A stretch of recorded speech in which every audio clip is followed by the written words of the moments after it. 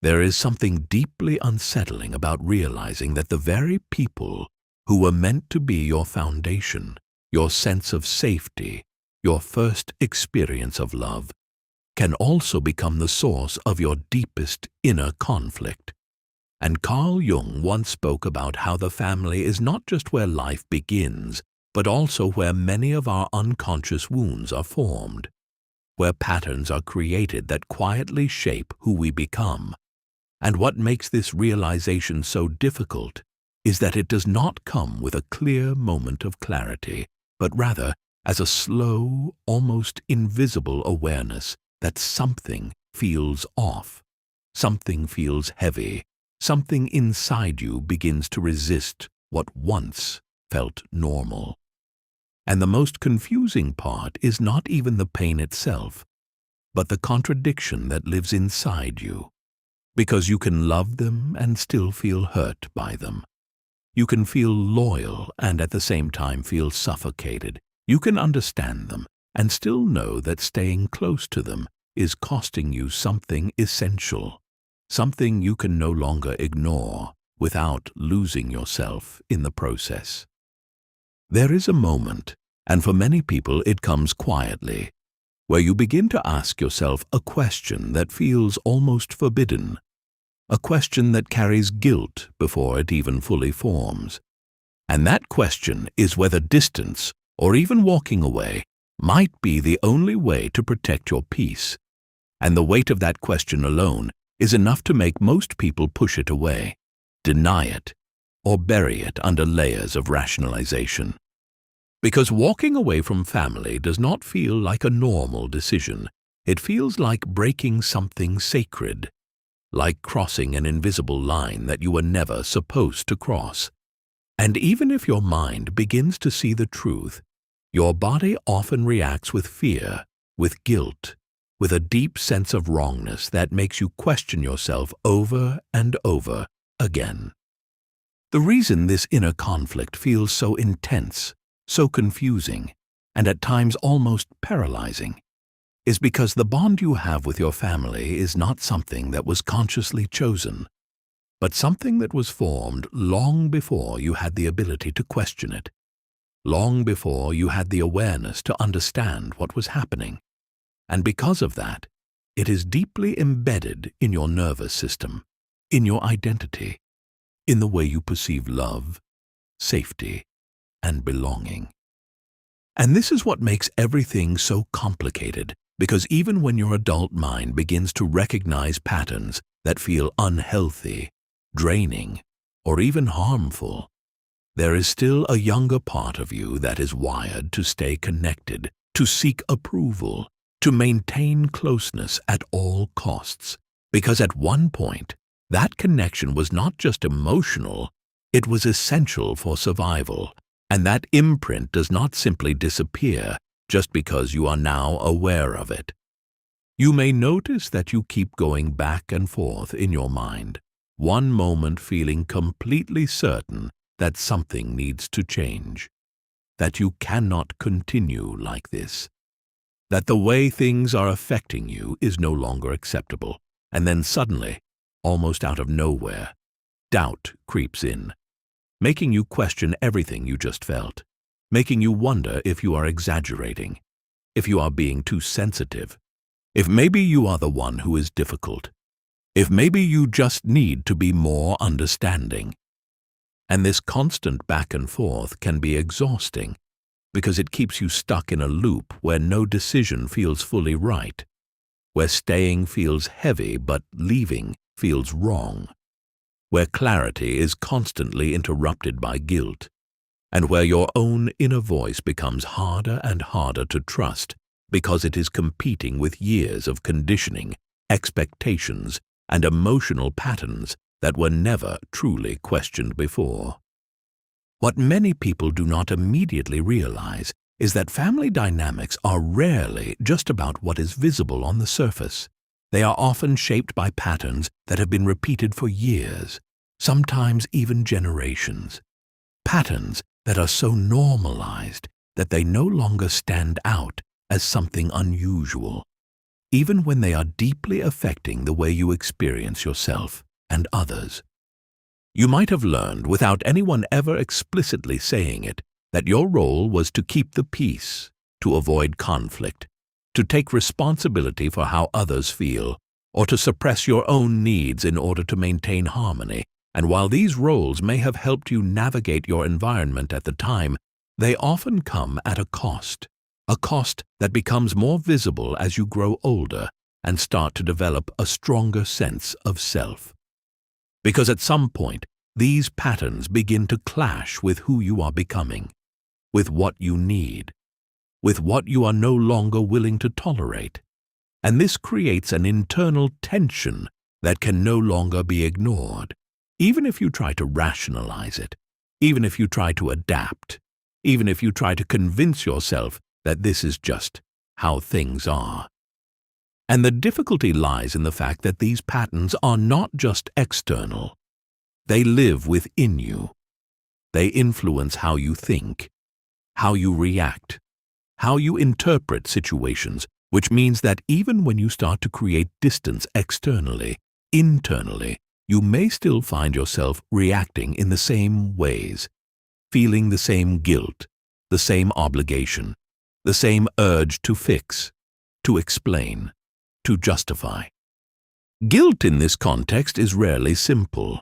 It is layered, complex, and often deeply ingrained because it is tied not only to your actions, but to your identity, to the kind of person you believe you are supposed to be, to the values you were raised with, to the idea that being a good son or daughter means staying, means understanding, means forgiving, no matter the cost.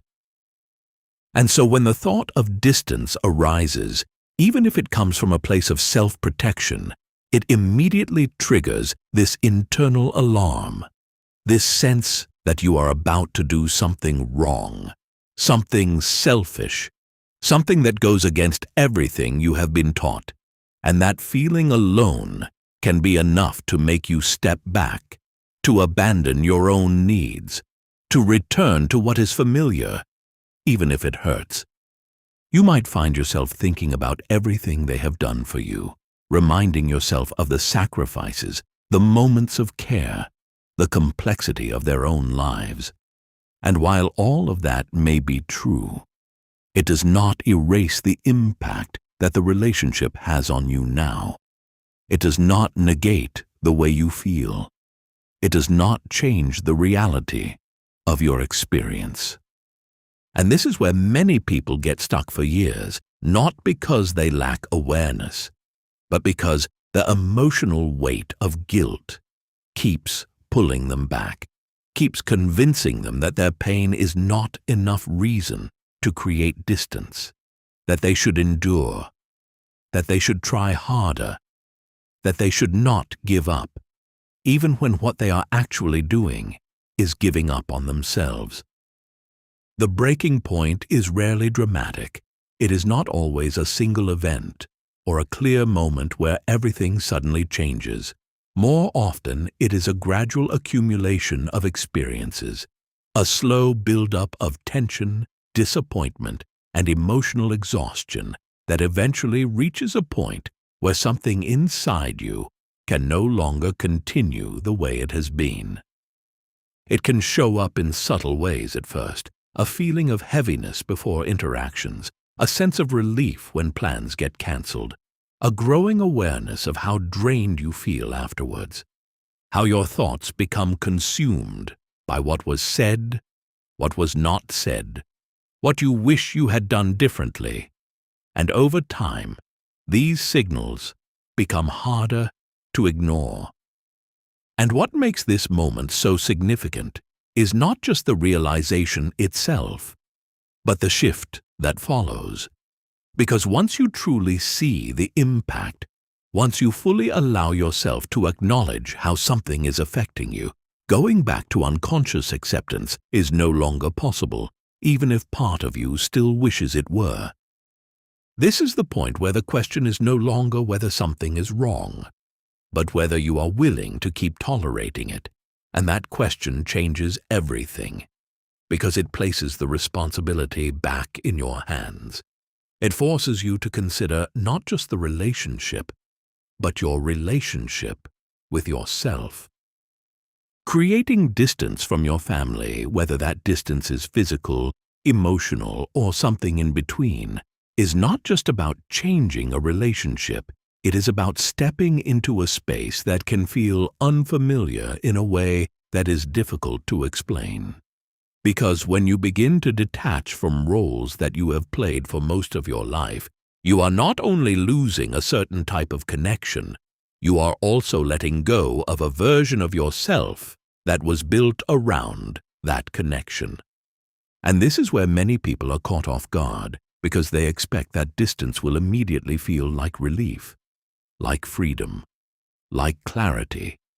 But instead, what often arises is a strange mix of emotions, a sense of openness combined with uncertainty, a quiet that can feel both peaceful and unsettling at the same time, as if something that once defined your place in the world is no longer there in the same way.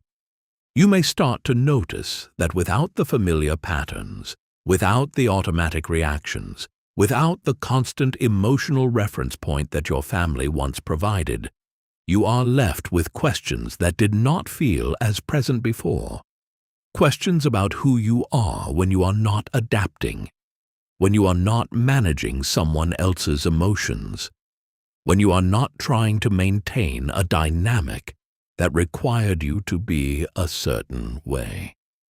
And that space, although necessary, can feel uncomfortable, because it requires you to develop something that may not have been fully formed before.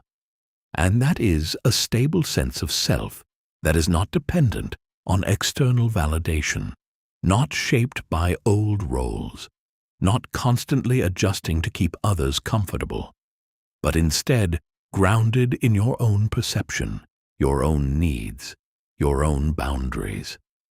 At times, this can feel like standing in between two worlds, no longer fully belonging to the old dynamic, but not yet fully settled into the new one. And this in-between phase can bring up doubt, loneliness, even the temptation to return to what is familiar, not because it was healthy, but because it was known, because it gave you a sense of structure, even if that structure came at a cost. And this is where patience becomes essential, because building a new sense of identity is not something that happens overnight. It is a gradual process of learning to trust yourself, of allowing yourself to exist without constantly explaining or justifying who you are, of becoming comfortable with the fact that not everyone will understand your choices, and that this does not make those choices wrong. One of the most challenging aspects of creating distance from family is not just the internal process, but the external reactions that often follow. Because when you begin to change your behavior, when you stop participating in the same dynamics, when you create boundaries that were not there before, it disrupts the system, and not everyone will respond to that disruption with understanding. Some may react with confusion, others with disappointment, others with anger, and in some cases, there may be attempts to pull you back into the old patterns through guilt, through emotional pressure, through subtle or direct messages that make you feel responsible for the discomfort your change has created. And this is where self-doubt can become very strong, because when your internal uncertainty meets external resistance, it can feel as if everything is pointing you back in the same direction, as if your decision is being challenged from all sides, making it harder to stay grounded in what you initially felt so clearly. You may start to question whether you made the right choice, whether you were too harsh, too sensitive, too quick to create distance, and these thoughts can become even louder if the people around you do not validate your experience, if they minimize it, reinterpret it, or make you feel as if your perspective is flawed. But it is important to understand that change often creates discomfort not only within yourself, but within the system you are part of, because when one person shifts, the entire dynamic is affected, and not everyone is ready or willing to adapt to that shift. And staying grounded in your decision does not mean becoming rigid or closed off. It means staying connected to your own experience, to what led you to this point, to the clarity you felt when you allowed yourself to fully acknowledge the impact the relationship was having on you. What is rarely spoken about openly is that creating distance from family often brings a form of grief that is difficult to fully articulate, because it is not always tied to a clear loss in the traditional sense, but rather to the realization that something you deeply hoped for may never exist in the way you needed it to. It is the grief of unmet needs, of conversations that never happened, of understanding that was never fully given, of emotional safety that was inconsistent or absent. And this type of grief can be particularly heavy because it is not something that others always recognize or validate. You may find yourself feeling sadness at unexpected moments, a quiet longing for connection, for simplicity, for a version of the relationship that felt easier, even if that version was not entirely real, even if it was built on adaptation, on compromise, on silence. And this does not mean that your decision was wrong. It means that you are human, that you are capable of holding multiple emotions at once, that you can feel relief and grief, clarity and doubt, distance and love, all at the same time.